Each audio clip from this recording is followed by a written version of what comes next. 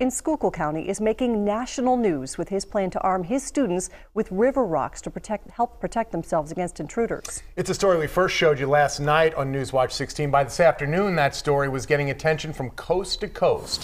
Newswatch 16's Jessica Albert is here with the reaction. Jess.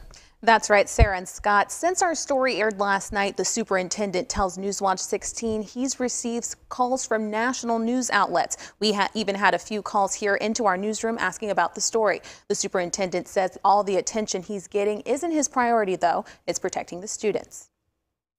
A day after our story about Blue Mountain School District Superintendent Dr. David Helsel aired, he says his phone has been ringing off the hook. Yes, ABC News, Fox News.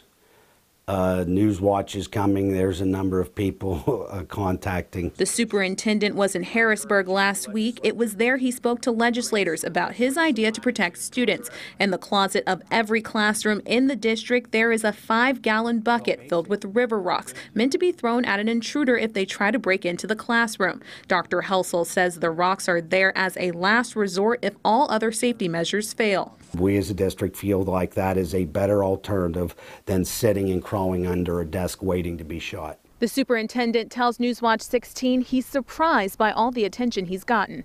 I think we have a great staff and great group of students and doing a great job, so I wish we were talking about that rather than rocks.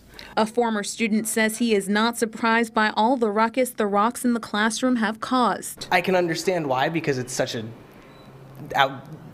idea that's very out there, so it's not something that you would think of. But a parent Newswatch 16 spoke with says she's worried this will bring negative attention. When I saw the whole thing, I said, we shouldn't be talking about this. Like, why is this being broadcast? And now I didn't realize it's become a big deal. Dr. Helsel wants to remind everyone that the rocks are a last resort and will only be used if the school's door, lock, and safety systems in classroom does not work. Jessica Albert, Newswatch 16. Scott and Sarah. Thank you, Jessica. 165 students from Scranton Prep will leave